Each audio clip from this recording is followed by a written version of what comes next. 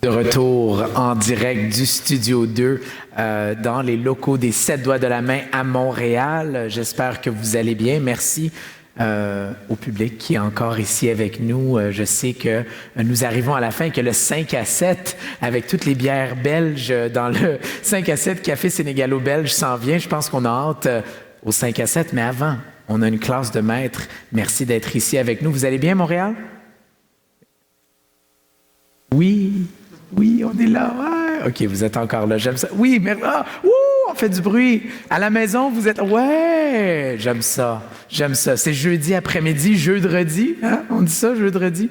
On est rendu là, mais je suis content que vous êtes ici. J'espère que je peux avoir toute votre attention parce que j'ai hâte de vous présenter la prochaine conférencière. À la maison, mon nom est Armand Afkami de chez Kelvin Zero. Plaisir d'avoir animé toute cette semaine chargée de programmation riche durant MTL Connect, la semaine numérique de Montréal. Alors, on parle encore une fois de résilience et de ville du futur. Alors, pour cette classe de maîtres, le sujet, on parle d'intelligence augmentée et environnement synthétique, ville résiliente du futur, de la formation à la simulation. Alors, j'aimerais vous présenter, elle est AI Strategist chez CAE. Sans plus tarder, on accueille Caroline Pernel.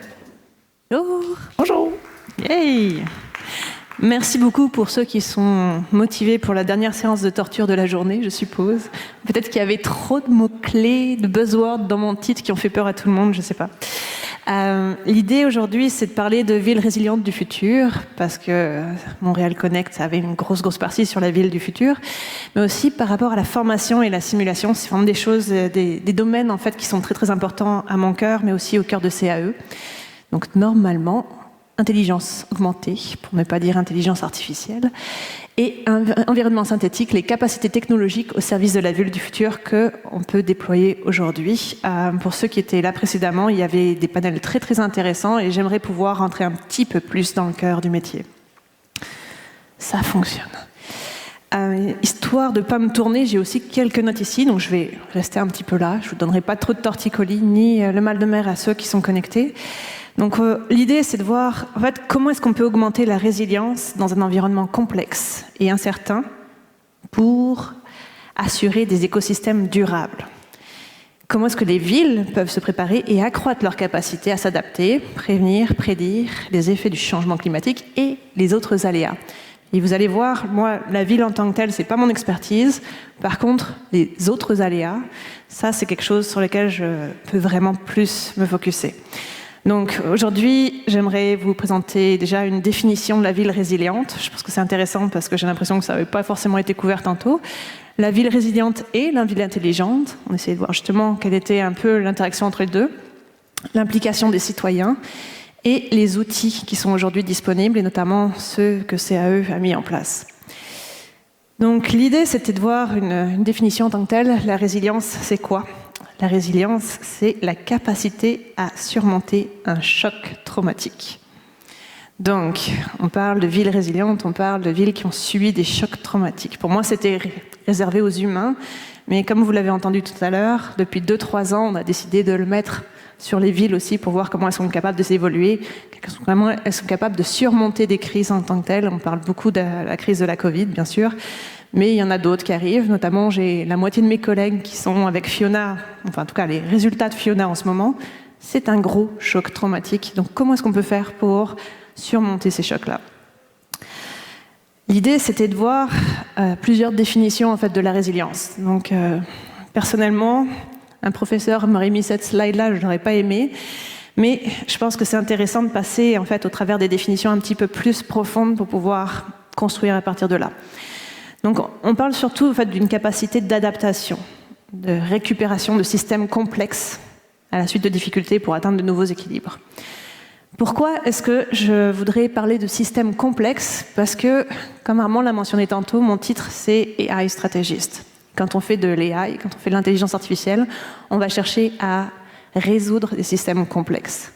On va chercher à aller chercher des données pour pouvoir justement avoir de nombreux paramètres pour pouvoir aller répondre à ces problèmes-là. Donc la résilience, les problèmes de résilience en tant que tels, c'est quelque chose qui nous intéresse aujourd'hui. L'idée aussi d'amener de la durabilité. On parle de l'intelligence artificielle. L'intelligence artificielle, ce sont des systèmes qui consomment énormément l'énergie. Donc si on définit des modèles, on va chercher à aller voir des modèles qui vont pouvoir, oui, consommer de l'énergie initialement, mais apporter des résultats qui vont être probants pour le futur. D'où l'idée de durabilité. Et puis, à partir de ça, il y a aussi tout ce qui est l'implication de l'humain dans la résilience. On en a beaucoup parlé justement là, pendant la pandémie où les gens devaient rester chez eux. On leur dit qu'il faut être résilient avec le travail à la maison, résilient avec les vaccins et ainsi de suite. Comment est-ce qu'on peut faire pour s'assurer qu'il y ait une communication et avoir justement on va le faire en anglais, l'approbation des citoyens pour pouvoir justement mettre en place cette ville d'intelligence. Parce qu'une ville en tant que telle, c'est rien du tout s'il n'y a pas des citoyens dedans. Donc voir comment est-ce qu'on peut former ces citoyens à ces outils-là pour pouvoir justement amener une ville intelligente.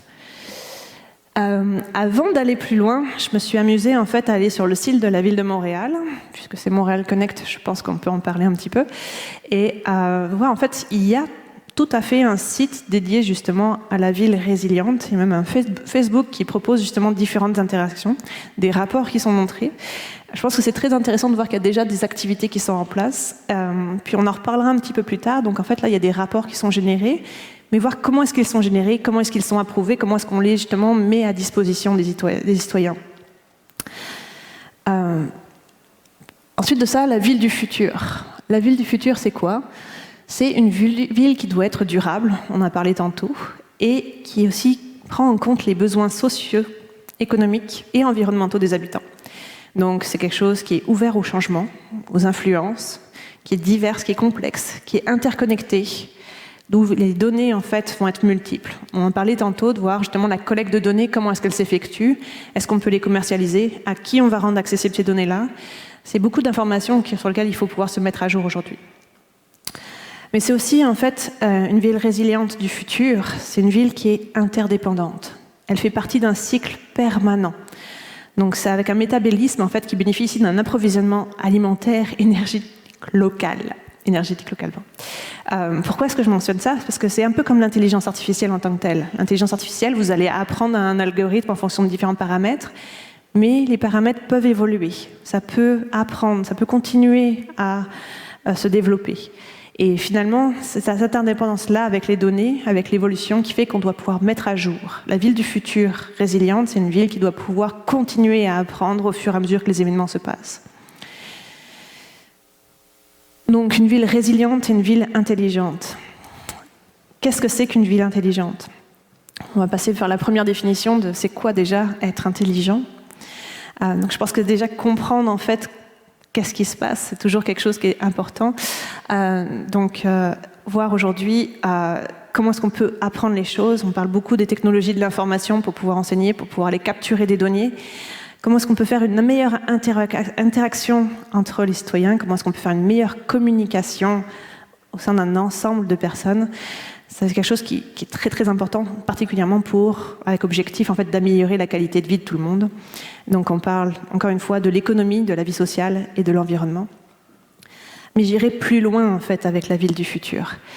La ville du futur intelligente, elle se base aussi sur plusieurs aspects. Notamment, on peut voir, je vais commencer par en bas, les bâtiments, l'urbanisme durable. Tantôt, il y avait quelqu'un qui mentionnait qu'avec Concordia, ils étaient en train de monter une map avec les buildings pour être capable de dire, mais si jamais on change la couleur de la brique, est-ce que ça va changer l'impact énergétique? Ce genre de questions-là, ça fait partie en effet d'une ville intelligente. Vivre ensemble, la citoyenneté, comment est-ce qu'on fait la communication, la collaboration, l'interaction entre les citoyens, la communication. Aujourd'hui, la communication, elle s'est pas mal basée sur toutes les chatbots et ainsi de suite pour s'assurer qu'on ne se transmette pas la Covid. Mais est-ce qu'on peut aller plus loin que ça? L'utilisation des services numériques, bien sûr. L'amélioration de la mobilité. On est tous très très satisfaits, je suppose, pour ceux qui ont pris le métro récemment, où on peut voir qu'il y a un certain nombre de personnes dans les trains, on peut voir quand est-ce que ça arrive, la même chose pour les bus. Comment est-ce qu'on peut améliorer le trafic, ainsi de suite. Ça, l'intelligence artificielle est très très sollicitée par rapport à ça. Mais il faut aussi penser sécurité. Il faut aussi penser économie durable, les investissements. Et finalement, il faut parler santé. Et je finirai aujourd'hui avec ça, parce que c'est quelque chose qui me tient énormément à cœur. quand on parle donc d'une ville d'intelligence, on parle d'interaction en fait de différents systèmes entre eux pour pouvoir avoir une bonne communication entre les systèmes, entre les citoyens et entre les fournisseurs de services en tant que tels. Ça permet en fait de faciliter tout ça. Mais pour ça, ça veut dire qu'il y a une personne qui est vraiment très très importante, et c'est le citoyen. Sans le citoyen, tous les services finalement ne serviraient à rien. Donc pouvoir avoir cette interaction-là, ce feedback, c'est quelque chose de très très important. On va aussi parler des différentes étapes de l'évolution d'une ville intelligente. Donc on peut avoir l'optimisation des systèmes en tant que tels, voir qu'est-ce qui fonctionne pas aujourd'hui. L'intégration des différents aspects, donc l'ouverture par rapport à plus de données en tant que telles, et finalement la consommation de ces données-là, consommation des services qui sont fournis et le feedback justement avec les utilisateurs. Donc, ce sont vraiment les trois aspects qui sont centraux dans le principe de ville intelligente, l'économie, le social et l'environnement. Et une des choses pour lesquelles notamment le Sidewalk à Toronto n'a pas fonctionné, c'est parce qu'on n'a pas justement demandé suffisamment le feedback des utilisateurs. Donc le projet de Toronto comme ville intelligente aujourd'hui, on peut dire que non, Toronto n'est pas une ville intelligente, non, Toronto n'aura pas son Sidewalk de Google. Par contre, d'autres villes sont beaucoup plus intéressantes à étudier, notamment Singapour. Je n'irai pas à dire que Montréal est une ville intelligente aujourd'hui, mais définitivement on voit qu'il y a des progrès qui sont faits. Et surtout se poser la question de comment est-ce qu'on peut faire pour bien sûr l'optimiser et y arriver au mieux. La suite, tout ça c'est basé en fait sur une et une seule chose qui est la donnée. Sans données, on n'aurait pas de ville intelligente. Sans données, on n'aurait pas d'intelligence artificielle. Sans données, on n'irait pas non plus sur de la résilience. Il faut être capable de collecter cette donnée-là. Et tantôt, il y a un monsieur de France qui mentionnait une chose, c'était les Européens, en tout cas les Européens, j'éclaircis un petit peu, non, les Français ne veulent pas de collecte de données, en tout cas de collecte de données personnelles. Ils ne veulent pas qu'on sache qu'ils sont à tel endroit, à tel moment. Par contre, d'un point de vue médical, pas de problème, soignez-moi s'il vous plaît, je veux absolument partager mes données, qu'elles soient anonymisées ou pas. Ça, c'est les gouvernements qui ne sont pas d'accord. Par contre, pour la ville intelligente, il faut quand même pouvoir commencer à consommer ces données-là. Donc, je pense que c'est très très important, on en parle depuis 1995 maintenant, le big data, c'est quelque chose sur lequel il faut s'assurer comment est-ce qu'on collecte ces données-là, comment est-ce que d'un point de vue sécurité, on rassemble ces données, on les héberge, on les stocke. Est-ce qu'on a besoin de les stocker? Est-ce qu'on a juste besoin de les étudier, puis après ça de les relâcher? C'est des questions sur lesquelles il faut vraiment se poser aujourd'hui. Et sans ça, pas de ville intelligente, résiliente, pas de ville du futur. L'implication des citoyens, j'en parlais tantôt, je pense que c'est très très important, c'est la participation qui est citoyenne, donc qui est très très très pertinente et il faut absolument l'avoir pour pouvoir valoriser et même réussir la transition de la ville du futur. Je mentionnais tantôt le Sidewalk de Google à Toronto qui n'existera pas, c'est définitivement parce que l'approbation, l'acceptabilité n'a pas été là par rapport à ça. Donc il faut éduquer cette population. Et c'est là que j'en reviendrai un petit peu plus tard par rapport à la formation, voir comment est-ce qu'on peut rentrer en fait les informations pour s'assurer d'avoir cette acceptabilité, cette réponse-là de la communauté citoyenne. Avoir une bonne communication, s'assurer qu'on est capable de faire le lien entre les différents services, les différents fournisseurs, mais aussi la citoyenneté, les citoyens. Et la sensibilisation. Sensibilisation, ce service-là va arriver pourquoi? Pourquoi est-ce qu'on a besoin de capturer vos données? Pourquoi on va mettre ça en place? Est-ce que ça va être pour vous aider? Est-ce que ça va pour vous restreindre? Beaucoup de personnes parlent de la reconnaissance faciale en disant « on ne veut pas ça ». Accessoirement, tout le monde dit « oh, attention, en Chine, la reconnaissance faciale est partout ». Personne ne parle de Londres, qui est la ville en fait, où il y a le plus de caméras partout avec la CCTV. Et je peux vous assurer que Scotland Yard et autres systèmes utilisent énormément la reconnaissance faciale. Pourtant, on n'en parle pas nécessairement. Mais définitivement, on voit qu'il y a des petites étapes qui se passent, notamment le CISSS de l'Outaouais qui proposait de fournir à l'ensemble des citoyens des conseils sur des gestes qui peuvent être faits en fait, pour limiter les gaz à effet de serre ou la résilience en fait, de façon individuelle. Donc, qu'est-ce qu'on peut faire concrètement pour devenir plus résilient? D'un point de vue intelligence artificielle, on pourrait aussi l'appliquer, faire des cafés entre personnes pour dire de quoi on parle quand on parle d'intelligence artificielle.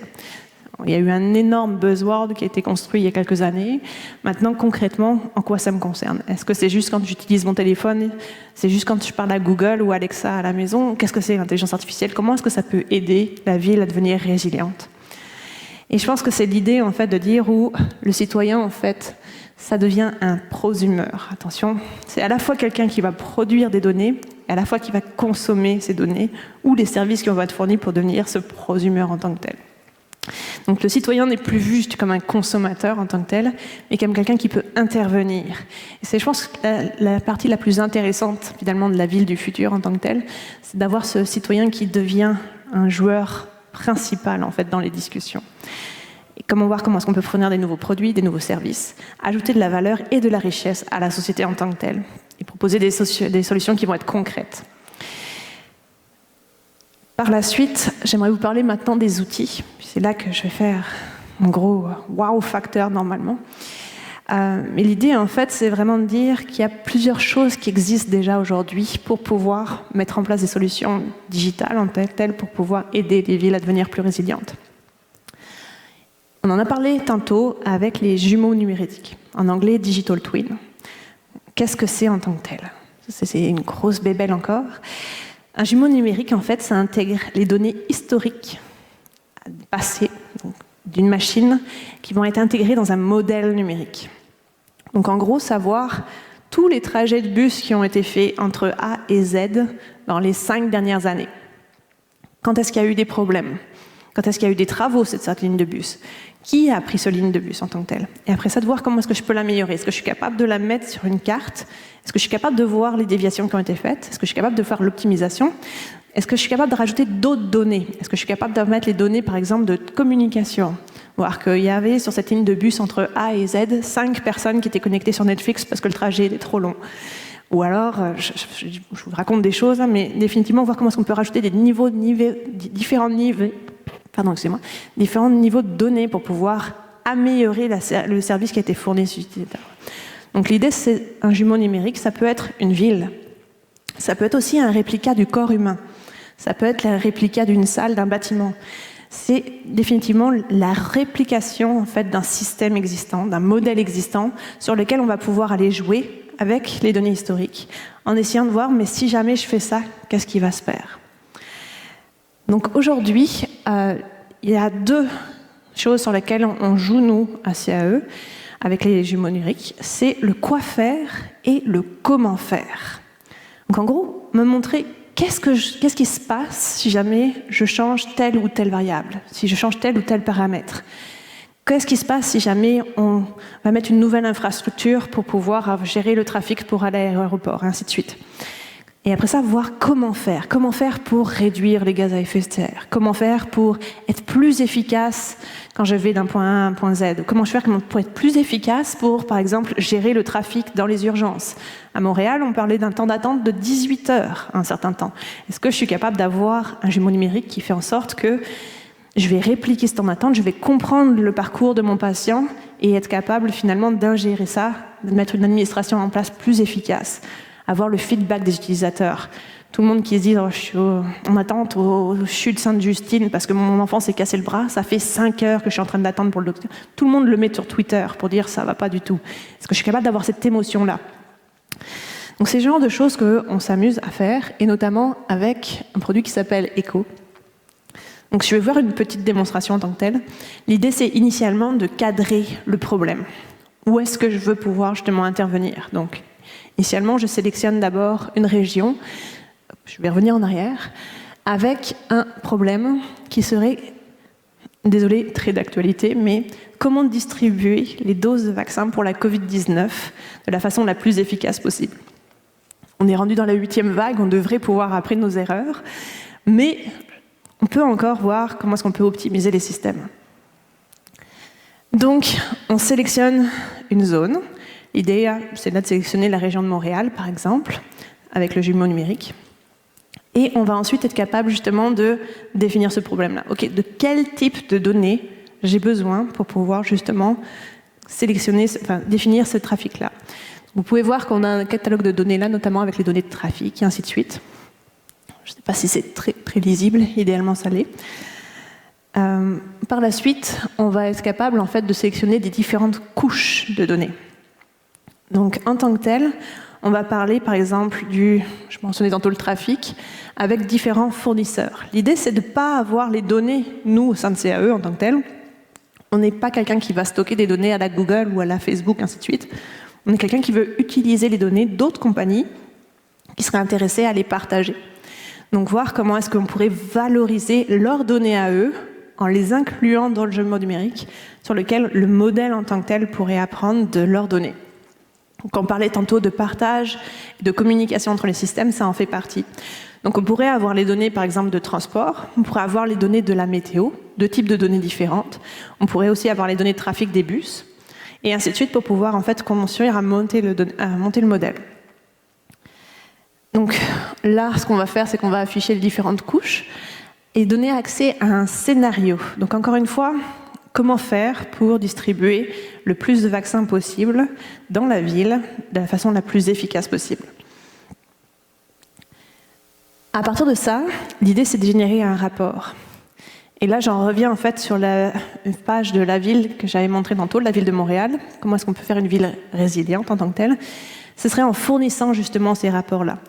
L'idée, c'est qu'une fois que vous avez généré votre propre rapport avec vos propres données, avec votre propre modèle, dans le jumeau numérique en tant que tel, c'est de s'assurer que ce rapport-là, il ne reste pas juste sur une étagère ou sur le coin d'une table pendant des heures. C'est de pouvoir le partager aussi. Donc on va pouvoir définir déjà deux choses, qui sont le comment faire ou le que faire si. Et en fonction de ça, s'assurer que le modèle est généré. En général, ça peut prendre un petit peu de temps parce qu'on est encore aujourd'hui à définir les systèmes, puis on parlait du coût des systèmes pour pouvoir faire ça, donc on n'en fera pas tous les 3 minutes, là, mais s'assurer qu'on puisse vraiment établir ça et le partager en tant que tel, de façon à ce qu'il soit interactif avec les autres utilisateurs. L'objectif ultime, ce serait de pouvoir envoyer justement mon jumeau numérique à mon voisin en lui disant « Et regarde, si on met un stop au bout de la rue, qu'est-ce qui va se passer ?» Ou si on met une personne avec le panneau stop quand il y a les enfants qui sortent de l'école et ainsi de suite, est-ce qu'on est capable d'optimiser le trafic à 5 heures le soir? Ce genre de choses-là. Donc voir comment est-ce que moi je perçois le modèle, comment faire et que faire si. Et peut-être que mon voisin, lui, il a, je sais pas moi, il a remarqué qu'il y avait un nid d'écureuil en haut, et puis il va voir le trafic des écureuils parce que sa fenêtre donne là-dessus, puis il dit mais il y a d'autres données qu'on pourrait rajouter, qu'on pourrait injecter dans ce rapport-là.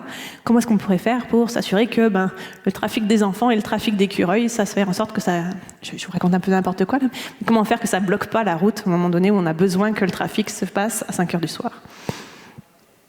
Donc c'était un petit peu l'idée en tant que telle. Le partager, s'assurer qu'il y a de la collaboration en tant que telle, de l'édition, et ensuite l'affichage en tant que tel. Donc s'assurer que toute l'analyse qui va pouvoir se faire va être interactive et pouvoir être accessible en fait à tout le monde. Pas juste envoyée à la ville ou mise sur un site web ou encore une fois le coin d'une table à un moment donné. Donc je pense que c'est pas mal le tour qu'on peut faire par rapport à ça, mais donc ça montre en fait qu'il y a définitivement des systèmes qui existent déjà pour pouvoir justement rendre accessibles les jumeaux numériques aujourd'hui. Là, je vais vous demander 1 minute parce que je suis complètement décalée. Voilà. J'ai parlé des jumeaux numériques, mais il n'y a pas juste ça. Donc j'aimerais passer aussi des environnements synthétiques uniques. Les jumeaux numériques, en gros, c'est un modèle qu'on va pouvoir partager de A à Z. Donc encore une fois, une ville, un corps humain, un système ABCD, une usine, une chaîne d'approvisionnement, on peut le transformer en jumeaux numériques. Maintenant, on peut rajouter aussi différents niveaux d'information, différentes couches qui permettent en fait d'aller dans des systèmes beaucoup plus complexes. Donc des systèmes, en fait, les systèmes d'environnement synthétique unique sont des systèmes qui sont construits sur des normes ouvertes pour s'assurer que tout le monde puisse vraiment venir les feeder avec des données, des modèles et des applications qui sont intégrées. Et on a différentes couches qui permettent justement de traiter les modèles en tant que tels. On parlait de la couche humaine, de la couche cognitive, de la couche physique et de la couche des ressources. Je vais aller un peu plus en détail en tant que tel. La couche physique, je pense qu'on est tous un peu conscients de en quoi ça considère. C'est vraiment en tant que tel les buildings que vous voyez tantôt dans le jumeau numérique, le terrain. Comment est-ce que la météo, par exemple, va réagir sur le terrain? Ce qui peut être très très intéressant, notamment dans le cas d'inondation. Quelles sont les zones inondables? Comment est-ce que la dernière pluie a infecté le terrain et ainsi de suite. Donc toutes ces données qui sont déjà basées dans le passé sont disponibles là. On va ensuite parler de la couche humaine. Donc, tantôt on en parlait, la localisation des individus, mais aussi le mouvement des individus, les informations par rapport à la population, les habitudes de consommation. Oh, il y a un McDo qui vient d'ouvrir là. Clairement, on sait que la foule va aller là-bas. Oh, un Apple Store vient d'ouvrir. Avant la pandémie, on était capable de prédire en fait quel était le trafic à ce moment-là. Et la modélisation démographique.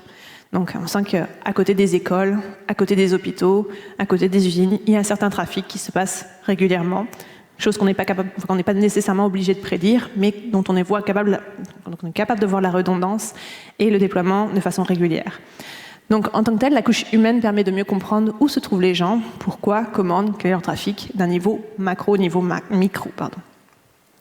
Ensuite de ça, on a la couche cognitive, puis c'est celle que je trouve en ce moment la plus intéressante, c'est savoir comment est-ce que les gens réagissent. Je vous parlais tantôt de la personne qui était en train d'attendre aux urgences depuis 5 heures et qui est en train de mettre sur Twitter « ça fait 5 heures que j'attends avec mon enfant aux urgences ».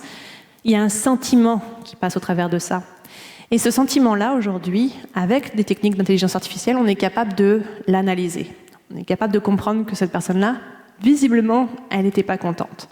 Mais ça peut être la même chose sur la personne qui vient d'acheter sa dernière voiture en disant « oh, définitivement, la suspension est trop dure ». Ou il peut y avoir énormément de personnes qui sont à un concert en disant « oh, le son est trop fort » ou « on n'entend rien ». Voir comment est-ce qu'on peut s'ajuster par rapport à ces sentiments-là, ces émotions-là. Et je pense que c'est quelque chose qui est très très intéressant parce qu'une chose qu'on sait avec l'intelligence artificielle aujourd'hui, c'est que les émotions, c'est quelque chose de très difficile à comprendre, même d'un point de vue humain. Je pense que tous en mode télétravail, vous vous êtes rendu compte que définitivement, il y a des émotions qui ne passent pas nécessairement. On a beau mettre des smiley face pour dire hey, « je suis content » ou « c'était une blague » ou « non, non, je vous assure ».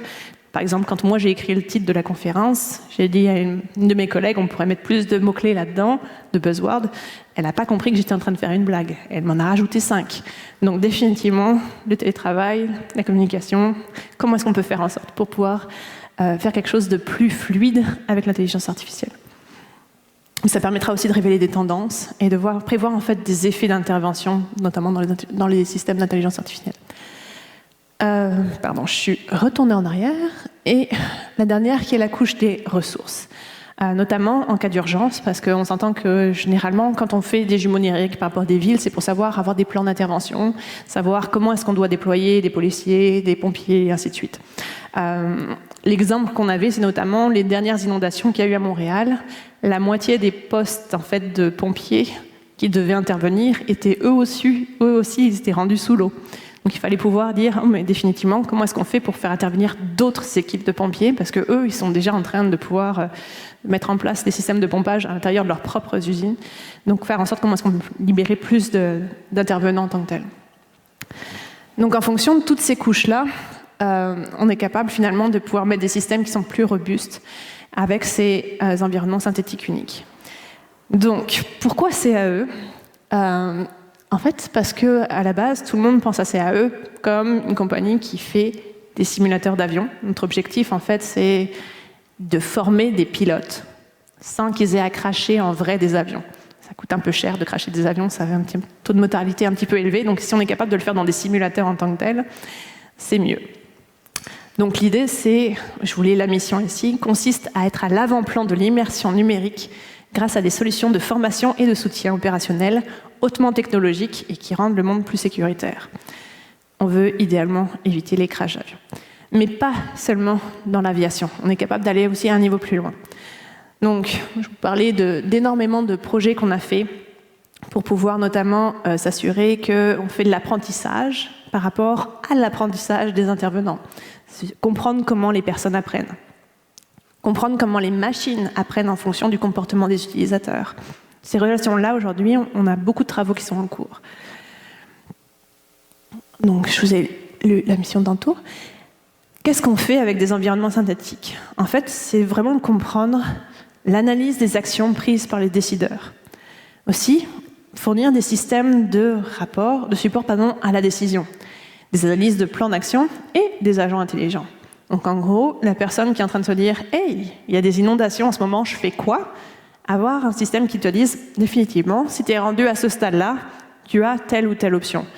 Si tu es rendu à stade 2, tu peux faire aussi ce genre de choses. Donc, je vous parlais tantôt des pompiers qui étaient sous l'eau pour pouvoir intervenir et puis pouvoir aller aider les autres personnes qui étaient également sous l'eau. On était rendu à un stade de progression qui était très très avancé. Mais pouvoir avoir ce système-là pour s'assurer que les prises de décision en fait sont prises dans des bonnes conditions. Parce qu'on sait que quand il y a des urgences, l'être humain n'est pas forcément le meilleur à prendre les décisions à ce moment-là. Mais on peut aussi savoir que la personne peut apprendre. Donc prendre en compte ce système de boucle, de feedback en tant que tel, pour pouvoir améliorer aussi nos rapports par la suite, c'est quelque chose qui nous intéresse. Donc, je vous ai parlé tantôt des jumeaux numériques avec la définition. On a aussi ce projet de mobilité aérienne avancée et qui concerne énormément les villes parce que Montréal est un des projets phares, une des villes phares pour pouvoir lancer ce projet-là, notamment avec le programme d'avions électriques à atterrissage et décollage vertical. L'idée, en fait, c'était vraiment de voir est-ce qu'on est capable de former les pilotes, mais est-ce qu'on est capable aussi d'établir un plan des transformations des infrastructures des villes pour pouvoir fournir ce service-là. Donc, toutes ces choses qui ne sont pas forcément dans le cœur de notre métier là, mais comment est-ce qu'on est capable finalement d'aller du simulateur où on avait le pilote qui apprenait, et il fallait que la simulation soit la plus réalistique possible.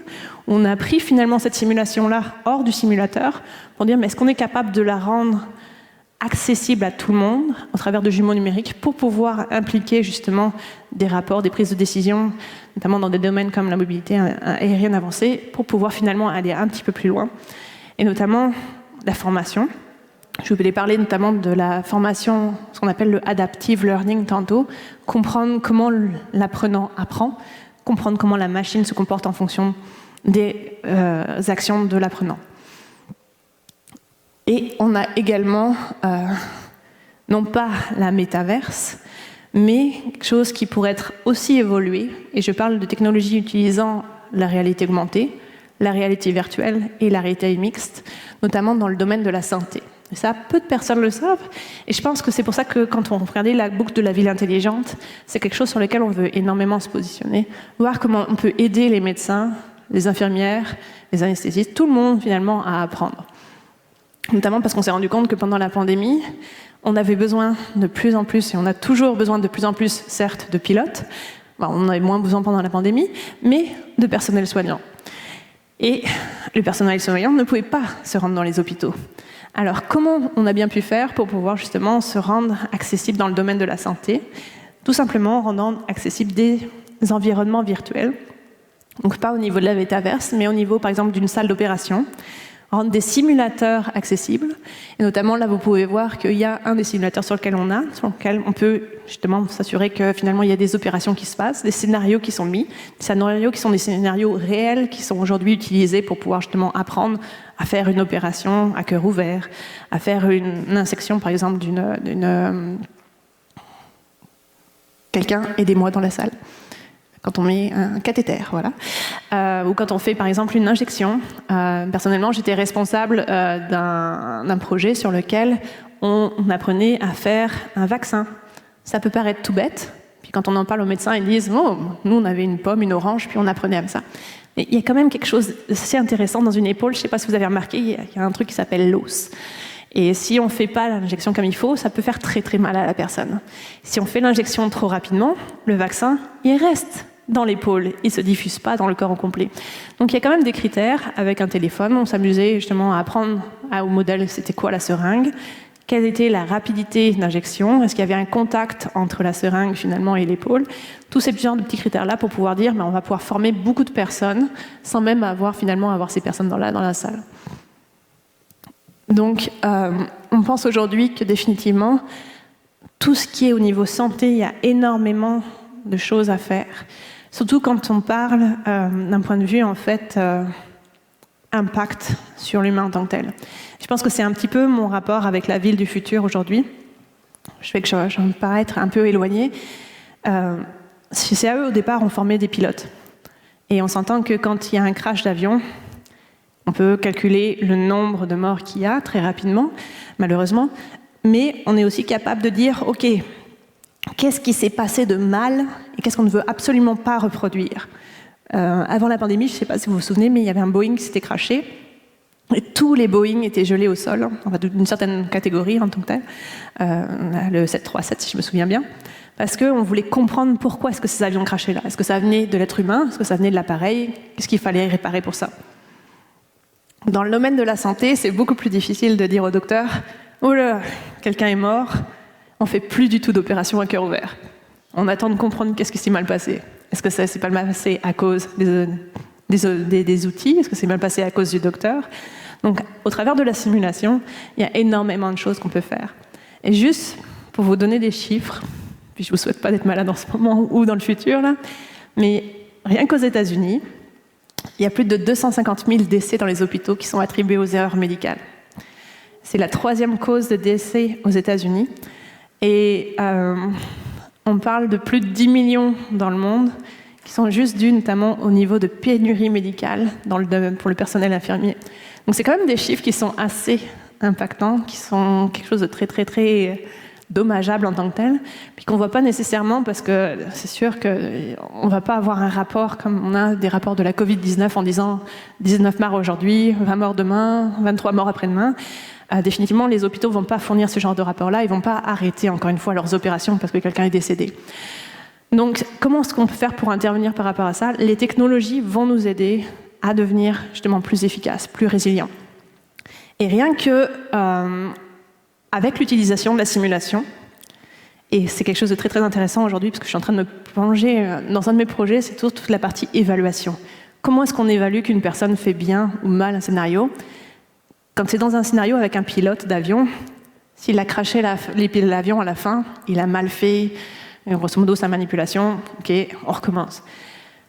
Pour un malade, est-ce que la personne est devenue bleue, assez bleue, pas trop bleue, trop bleue? À quel niveau on est capable justement de faire cette évaluation-là? Il y a énormément de travail qui est en train de se faire aujourd'hui et qui est très très intéressant, mais on est quand même capable de réduire, et de façon prouvée, de 26% le taux d'erreur lors d'utilisation des simulateurs qu'on a, que ce soit les simulateurs physiques, donc en fait ce que vous pouvez voir, le Apollo qui se trouve ici, mais aussi les simulateurs qui sont justement dans des applications qui sont sur le cloud. Donc vous voyez des bonhommes qui se promènent, c'est vous qui avez les 2 gants bleus, et vous avez des opérations à effectuer pour pouvoir justement faire des différentes manipulations par rapport aux personnes qui sont dans la salle. Donc c'est des choses qui sont très très importantes, je pense, pour pouvoir s'assurer que dans le futur, on est capable d'évoluer par rapport à ça, évoluer dans la bonne direction, mais aussi s'assurer que on apprend dans la façon dont les gens apprennent. Et aujourd'hui, si vous demandez à un étudiant en médecine d'aller dans un amphithéâtre, en fait, il ne va pas vouloir faire les lectures. Lui, ce qu'il veut faire, c'est directement, on parle beaucoup des millénials et ainsi de suite, mais il veut directement rentrer dans la pratique, directement comprendre qu'est-ce qu'il fait pas bien. Donc avec, en fait, cette façon de comprendre comment est-ce que l'apprenant apprend, avec ces simulateurs-là, on est capable de finalement fournir les produits dont ils ont besoin. Et c'est un peu l'idée que j'avais en fait, à vous fournir ces exemples-là en fait, dans le domaine de la santé par rapport à la ville résiliente du futur. Encore une fois, j'ai l'impression d'être à 3000 km, mais je pense qu'on voit comment est-ce qu'on peut communiquer, déployer en tant que tel des systèmes, faire en sorte que la formation et la simulation puissent aider justement à des villes à devenir plus résilientes dans le futur. Et voilà.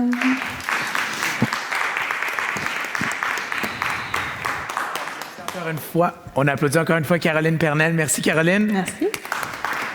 On a encore presque une dizaine de minutes pour répondre à des questions que vous pourrez adresser à Caroline. Des questions? Questions for Caroline? Anybody? En anglais, en français? Gênez-vous pas. Allez-y, le micro est juste là. Ah, Philippe, et ensuite monsieur. Allez-y, Philippe. Oui. Moi, j'ai toujours des questions. Très bien. Merci, Philippe. Pour le projet que vous avez présenté, je pense que c'est Hello, c'est ça? Pour, Echo, pardon. Comment est-ce que vous faites pour nettoyer la donnée avant de l'ingérer? Comment est-ce que vous faites pour coacher, dans le fond, les personnes qui vont utiliser l'application pour être capable de la traiter, dans le fond? Parce que garbage in, garbage out. Définitivement. En fait, l'idée, c'est que nous ne sommes pas responsables de la donnée. Donc ça se peut très très bien qu'il y ait des jumeaux numériques qui fournissent des choses qui sont complètement incohérentes parce que la donnée initiale d'entrée était trop polluée. Donc je pense que ça va très très rapidement ressortir quand les rapports sont générés. Par contre, c'est sûr qu'il faudrait qu'on ait des flags pour pouvoir justement indiquer, attention, inertie qui arrive dans les données. Je pense que dans les derniers, alors je parle du mois de juillet, donc ça date un petit peu pour moi, mais au mois de juillet, en fait, l'idée c'était de dire quand on convertit les données en fait qui sont fournies à travers de Blue Dot ou d'autres systèmes, nous on va les traduire de façon à ce qu'elles soient ingérées.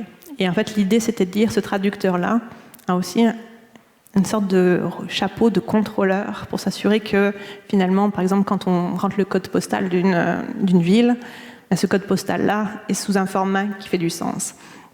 Si quelqu'un rentre le fameux, c'était quoi le code de Melrose Palace, 80 012 ou 90 120, si tout le monde le met à tous les sauts, c'est sûr qu'on va dire tout est localisé au même endroit, définitivement ton rapport il n'aura aucune valeur. On cherche à avoir une globalité par rapport à ce qu'on cherche à faire. Donc c'est voir comment est-ce qu'on peut rendre le système justement intelligent, à la fois à l'ingestion de la donnée, puis aussi au rétablissement, enfin, à l'établissement du rapport en tant que tel. Donc c'est un peu l'idée, mais objectivement, je dirais que chaque compagnie qui va être sélectionnée pour être sur cette sorte de marketplace du jumeau numérique est responsable de la qualité des données qu'il va fournir, parce que sinon les gens vont arrêter de l'utiliser. Merci. Bien. Merci Philippe. Votre question? Votre nom et votre question.